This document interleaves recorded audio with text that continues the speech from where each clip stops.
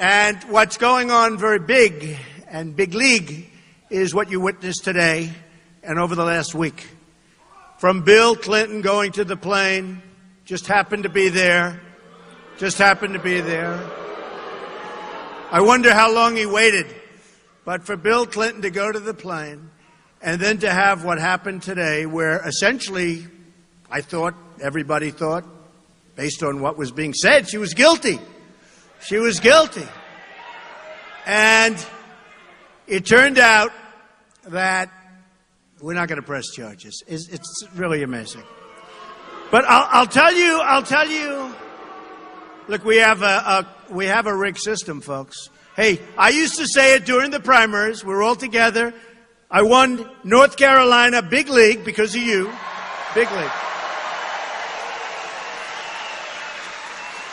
And not only did the Republican Party go way up from what it was 4 years ago, way, way up, but Donald Trump, in the history of the primary system, Republican Party, with 17 people running. A lot of people don't understand where you say 17 people. I got almost 14 million votes, more than anybody in the history of the Republican Party, more than Ronald Reagan, more than the Bushes, more than Richard Nixon, more than Dwight D. Eisenhower, who did win the Second World War. It certainly helped a heck of a lot. We have a president who's out campaigning for crooked Hillary Clinton, and he should be home working on ISIS, where the threat is getting worse and worse. He should be working on trade. He should be working on the borders. People are flowing into our country from lots of places. But from Syria, no more. No more. Okay, they're not coming. No more. We don't know who they are. We don't know where they come from. They have no documentation. They have no paperwork. And who knows? Who knows? But you know what? We can't take any more chances, folks. We can't take any more chances. If you look at crooked Hillary, she wants to increase the immigrants coming in from Syria. Again, they could be ISIS. This could be the all-time great Trojan horse. You know the story of the Trojan horse. This could be the all-time great. Look at what one person has done in Orlando. Just take a look. One person. Look at the horror that person has wreaked on our country. The gay community, the LGBT community was just, nobody can even fathom what took place. That's one bad apple. We have many people coming in, and you know what? It just takes a small percentage. But there's something going on, and guess what? We have a leader that doesn't even want to discuss the name of the problem. And the problem is radical Islamic terrorism. And it's a problem. It's a problem. And we've got Hillary Clinton, who's weak, who's ineffective. She'll never be able to do the job. Her judgment is horrible. Look at her judgment on emails. Who would do it? Look at her judgment. Her judgment is horrible. All right? Her judgment is horrible. Now, who said that about Hillary? Bernie Sanders said, her judgment is bad. She's got bad judgment. Okay? Now, let me tell you, whether it's ISIS, whether it's trade, whether it's borders, whether it's jobs, it's going to be 4 more years of the same thing. The last thing we need is another Clinton, or the last thing we need is an Obama Clinton in the White House. We have got a mess in this country. We owe $19 trillion, soon to be $21 trillion. The debt has doubled under Obama. It's doubled. Wait till you see. We are sitting on a mess, and it's got to be taken care of. And the way it gets taken care of, at least that aspect of it, is jobs. We're going to bring jobs back to North Carolina. We're going to bring jobs back to our country. We've got a person in the White House that's having a lot of fun. A lot of fun. I watched him today. It's like a carnival act. A lot of fun. Moving around, he has the whole thing. You know, great, great, great. I'm saying this is a president. We need a president who's going to bring us back. We need a president that's not going to be divisive. We need a president that's going to take care of the African American community. Remember that. Remember that. Obama is all talk and no action. We need a president that's going to create jobs for Hispanics who don't have the jobs. We need a president that's going to turn our country around, and Obama cannot do it, and Hillary Clinton will be even worse. Believe me, she will be even worse. I mean, I brought up something last night. I heard they're flying down on Air Force One. Now, Air Force One is a very old Boeing 747. It sucks up a lot of gas, a lot of fuel. Boy, the fuel bill. You turn on those engines, I can tell you, it's a lot of money. I said, let me ask you a question. Why is she campaigning with the plane of the United States? Why is she campaigning? And why is he allowed to come down, get on that very, very, very expensive plane? You know, he talks about the carbon footprint, okay? He wants to solve the carbon footprint, but he gets on an old Boeing 747 that's spewing stuff into the air.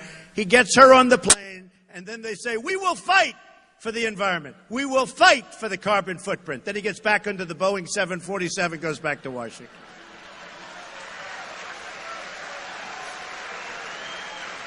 His greatest was when he wanted to play golf in Hawaii. So he takes the 747, and by the way, he's played more rounds just about than people that play professionally on the PGA Tour.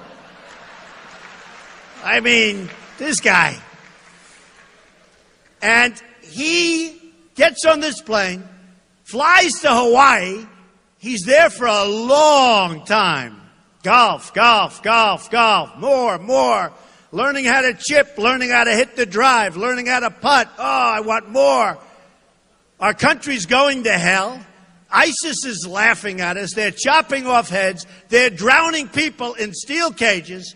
And he's out there playing golf with just about as long a trip as you can make from Washington. Then after a long extended vacation, he gets back on the plane, flies back, lands, starts talking about the environment. Okay, give me a break, folks. Give me a break. Give me a break. Now, you know, we need unity in the Republican Party. And I have to be honest, I think I win without the unity. But we need unity in the Republican Party. And for the most part, we have unity. We have some pretty good stuff. And we have some great people, like Bob, who just came up, and so many others, so many senators, so many congressmen and women. We have great people. But we need real unity. And the leaders have to get supportive. And if they don't get supportive, we're going to win anyway. Don't worry about it. In fact, probably I do better without the kind of support that we're talking about, because that's why I'm here in the first place.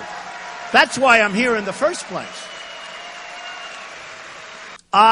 You, all of us, we have received accolades. And I say all of us because this is a movement, folks. This is not like a normal situation. Look at this room. Look at the size of this room. We shouldn't have done it. But what did we get out of it? We got ISIS on top of everything else. Now we have a president that doesn't know what the hell he's doing. He doesn't have a clue, folks.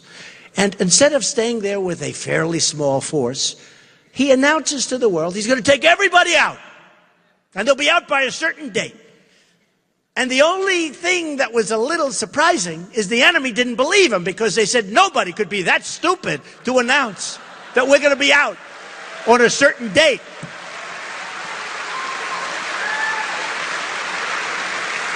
And then that date came and we were gone. We were gone. We shouldn't have been there. We shouldn't have destabilized. Saddam Hussein was a bad guy, right? He was a bad guy, really bad guy. But you know what he did well? he killed terrorists. He did that so good. They didn't read him the rights. They didn't talk. They were a terrorist. It was over. Today, Iraq is Harvard for terrorism. You want to be a terrorist, you go to Iraq. It's like Harvard. Okay? I think they overplayed their hand. And if they didn't, then we are all fools, because we cannot let them get away with what they're doing right now, terrorizing the world. We're going to be so strong. We're going to be so tough. We're going to be so vicious. And we're going to knock them for a loop. We have no choice.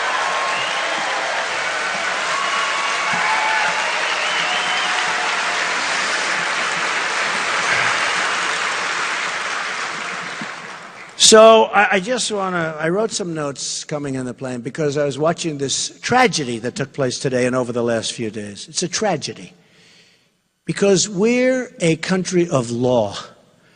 We're a country of order. Other people have been so badly hurt by doing things so much less than crooked Hillary Clinton. So much less. Right? So much less. I mean, you look at so many people have suffered so gravely for doing so much less. Now, does that mean that we expunge their record?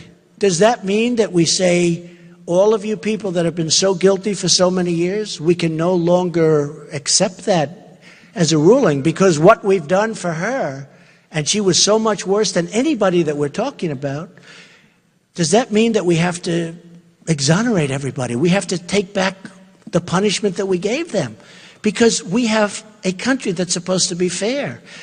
And when you hear what was said by the FBI director today, and you listen to what he said, and in the middle of it, he was talking about so many different things. He talked about extremely careless. She was extremely careless. That's a tremendous word.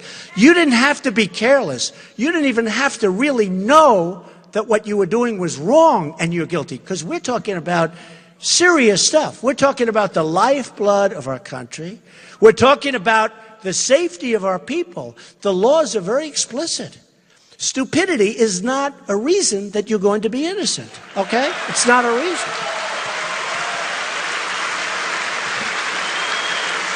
Today is the best evidence ever that we've seen that our system is absolutely, totally rigged. It's rigged. If I didn't win in landslides, I wouldn't be standing up here. You'd be watching some politician who would lose to Hillary Clinton, okay? Believe me. Believe me.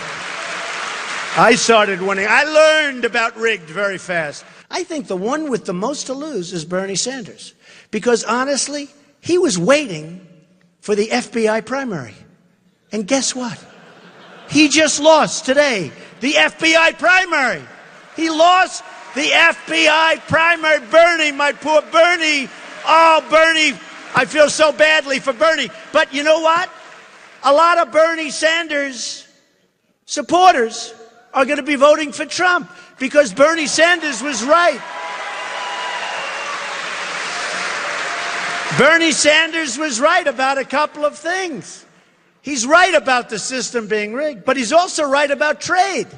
Our trade deals are a disaster. They're killing our jobs. They're killing our families.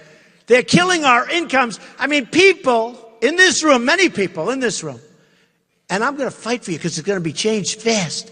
Many people in this room are making less money today than they made 18 years ago, effectively.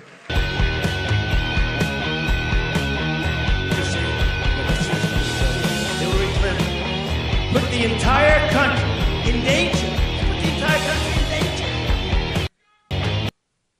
And Benghazi. And Benghazi. And plenty of other things, by the way. It was confirmed today that she routinely sent classified emails on an insecure private server that could be easily hacked by hostile foreign agents. And we learned that people she emailed were hacked and probably, I think maybe definitely, were hacked by these hostile actors. And these are bad, but very, very smart people. A hell of a lot smarter than what we have in Washington. That I can tell you. Our enemies may have a blackmail file on Crooked Hillary, and this alone means that she should not be allowed to serve as President of the United States.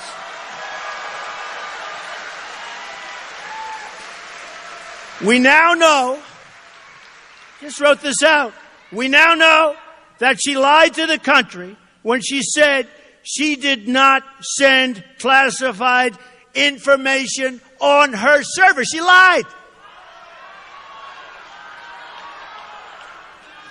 She sent vast amounts of classified information, including information classified as top secret. Top secret. Okay? And this is where they said that she was extremely careless and, frankly, I say, grossly incompetent. She will be such a lousy president, folks. So sad. Okay. The lives of the American people were put at risk by Hillary Clinton so that she could carry on her corrupt financial dealings. That's probably why she didn't want people to see what the hell she was doing. She went to extraordinary lengths to carry out an Enron-style purge of her emails. 33,000 emails are missing, and they say, oh, she's fine, she's fine. 33,000. And I've always been told you can't really get rid of an email. Have you ever heard this? That if we have the real super geniuses that know this stuff, they say you can't get rid of emails. But we didn't use them because they didn't want to use them. They didn't want to use them. So, like a criminal with a guilty conscience, Clinton had her lawyers delete, destroy, and wipe away forever. Except, I still say there are geniuses that can find them.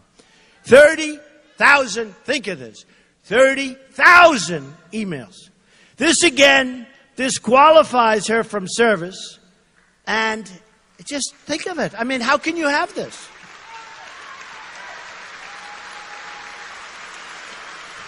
We know now that these deletions included emails that were work-related. One more big, fat, beautiful lie by Crooked Hillary. Any government employee who engaged in this kind of behavior would be barred from handling classified information. Again, that alone disqualifies her. And again, Bernie Sanders talked about bad judgment, but he's not happy tonight, folks, because now it looks like it's over for Bernie. But you know what? I have a feeling they're going to have a lot of people marching on Philadelphia. Let's see what happens, okay?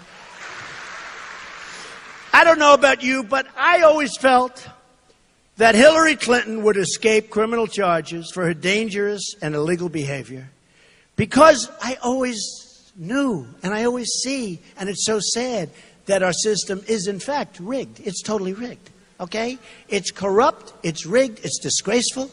You have a statement made today at 11 o'clock, then you have a big speech by the president flying in on Air Force One with Hillary Clinton a few hours later, even though we have more people here than they do, but we won't say that.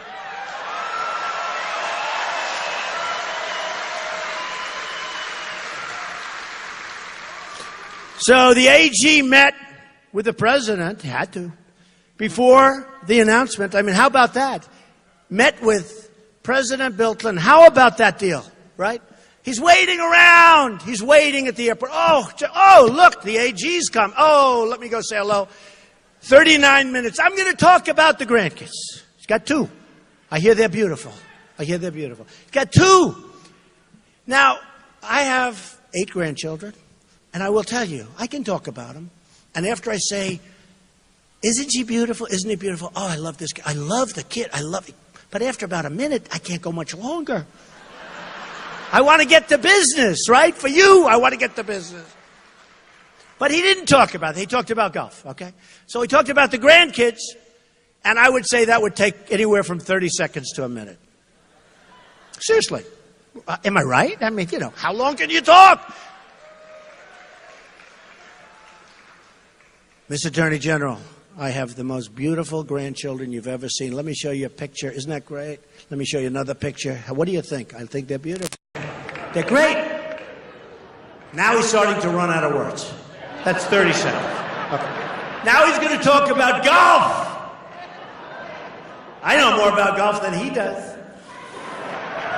You can't talk about golf that long. It's just, hey, Jack Nicklaus is the greatest. The greatest, right?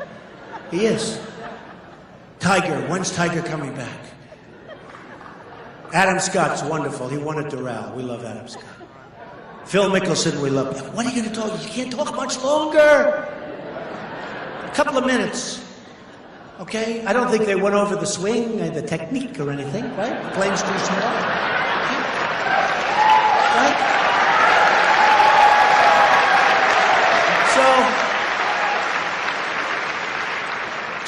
So give the grandchildren 2 minutes.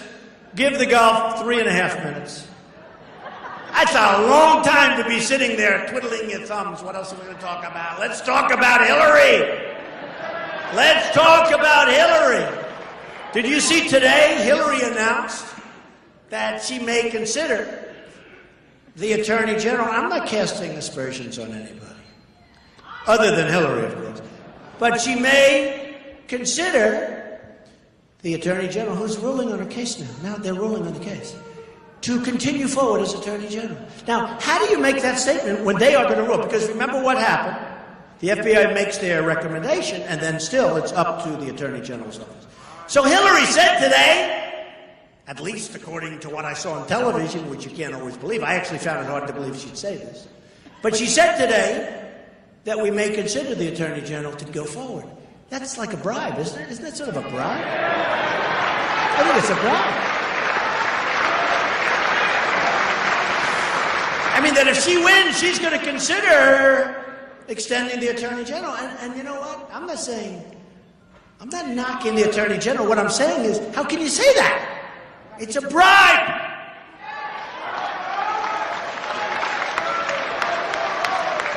I mean, the Attorney General sitting there saying, you know, if I get Hillary off the hook, I'm going to have 4 more years or 8 more years. But if she loses, I'm out of a job. It's a bribe. It's a disgrace. It's a disgrace. She is laughing at the stupidity of our system. She is laughing, and so is her husband, Bill, laughing at what's going on. Because, and they've been there before, you know, they've been there between Whitewater and all of the others. They've been there. Look at her cattle futures. I mean, she did better with cattle proportionately than people that have been in the cattle business all their lives and have made millions in the cattle. She did better than they did, and she never did it before. I wonder how that happened. Okay. She's crooked Hillary, folks.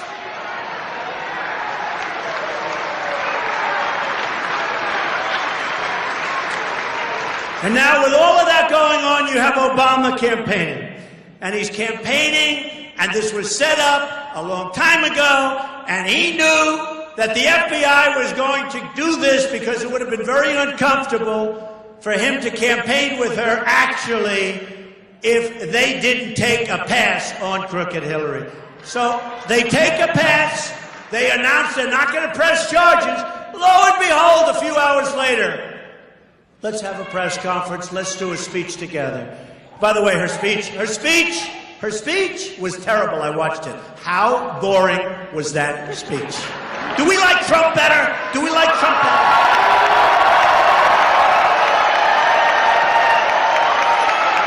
Now, let me just tell you, because the word temperament comes in. She says, he's got a very strong temperament. I got to tell you the truth. Chopping off heads, losing thousands and thousands and thousands of people to these savage animals, right? We need somebody with a tough temperament. It's time. And I'll tell you, whether it's on trade, whether it's on military, whether it's at the border, the last person these other countries want to see as President of the United States, because I'm going to be fighting for you, not fighting for them. I'm going to be fighting for you, is Donald J. Trump, the last person.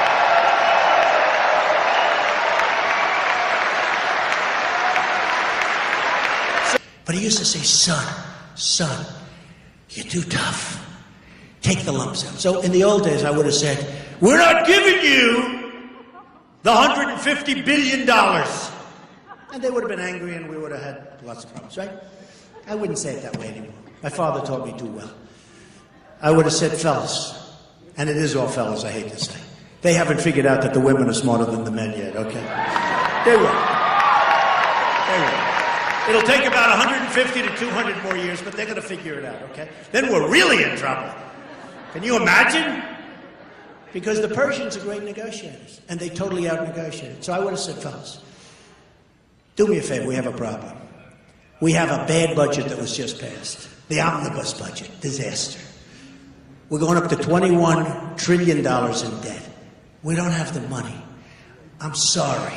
I apologize. I won't be able to pull it off. I'm not going to be able to give you the $150 billion back. I can't do it. I want to do it. I want to do it so bad.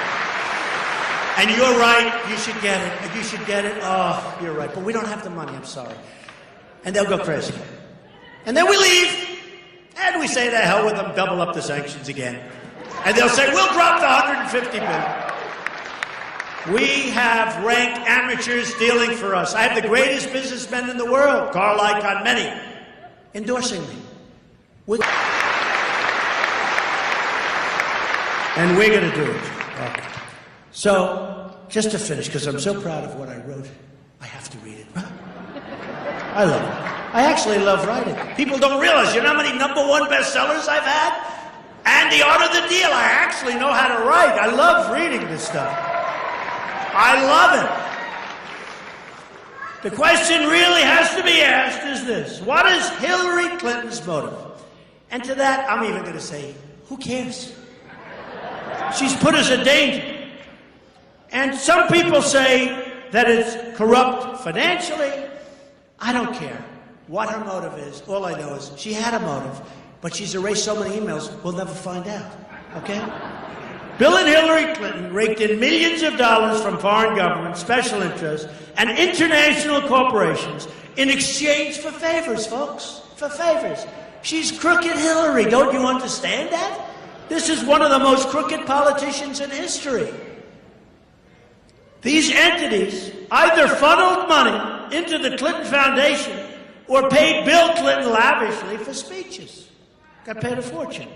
At least 60 companies that lobbied the State Department during Clinton's tenure as Secretary of State donated a total of $26 million to the Clinton Foundation. Okay, $26 million. And she's dealing with these countries. Bill Clinton, and by the way, many of these countries treat women and want to enslave women, and they treat women horribly. And as far as the gay community, they push them off buildings, and they kill them, and they execute them. And she has tens of millions of dollars from these countries. Believe me, I am better for the gay community, I am better for women than she will ever be on her best day. On her best day.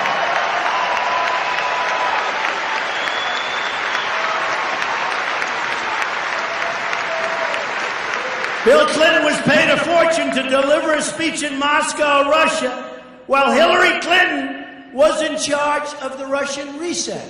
Another disaster. Bill Clinton was paid money by the Chinese government, a lot, and its supporters, while Hillary handled China policy. And during this time, China was stealing hundreds of billions of dollars in United States intellectual property. Okay, folks? We could go forever. ABC News said President Clinton accepted speaking fees from numerous companies and individuals with interests pending before Hillary Clinton's State Department. Oh, that's nice. That's nice.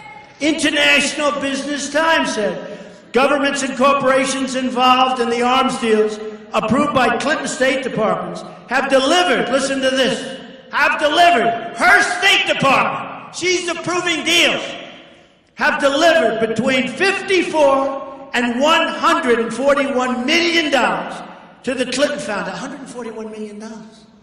Are we, what's going on here? To the Clinton Foundation, as well as hundreds of thousands of dollars in payments to the Clinton family. Then, when Hillary left the State Department, she was paid $21.6 million for speeches delivered in less than 2 years. That's not bad, $21 million for making speeches. And she's a boring speaker. She's terrible. Think what I could make. Oh, man. She's a terrible speaker. She got $21.6 million for speeches. And she refuses, because Bernie Sanders knows this better than anybody, she refuses to give up the text of the speeches. I don't know what's in there. Hey, I don't care if she gives it up, because I understand her. And I understand many of the people that are her supporters. And by the way, many of them are friends of mine. And they're going to own her, folks. They're going to own her. Don't forget, I used to be on the other side of the equation. I used to be establishment. Then on June 16th, I ran. And everyone said, oh, he's no longer establishment. He's not supposed to be running. He doesn't need our money. That's terrible.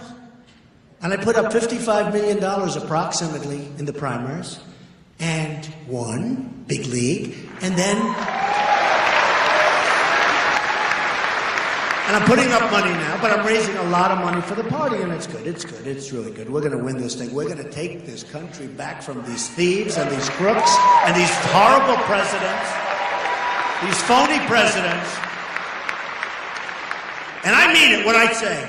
When Obama can take all of this time off, when you have bombings all over the place and you have ISIS as an example, and all of the bad deals, when he can take that kind of time off to spend it with Hillary Clinton, with the seal of the president in front as she stands there, she doesn't look presidential to me, folks, I can tell you that.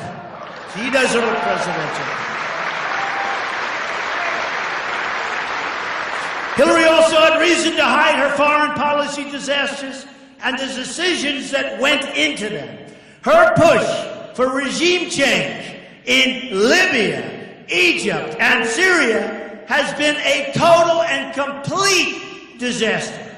Her Iraq policy has been catastrophic. She's unleashed ISIS across the Middle East with her bad decisions and her bad judgment. And she's going to do nothing about it because she's a weak, weak person. She doesn't have the strength, and she doesn't have the temperament, believe me. There's going to be more of the same, folks, more of the same. In 2009, before she took office, Libya was cooperating. Syria was under control. Iraq was seeing a reduction in violence. And Iran was being choked, absolutely choked, financially. They were dying. Now, after she left, ISIS controls huge portions of Iraq. Syria and Libya committing unspeakable, inhuman atrocities and trying to launch attacks against the West. Iran, meanwhile, has been placed on the path to nuclear weapons, has become a true power. They become a true power in the Middle East and beyond. Well, they weren't a power.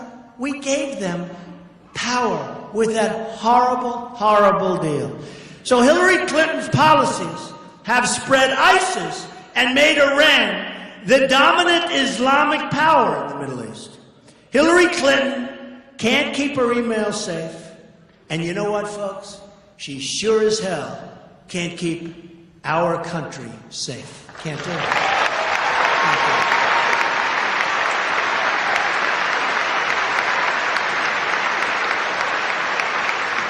Much better.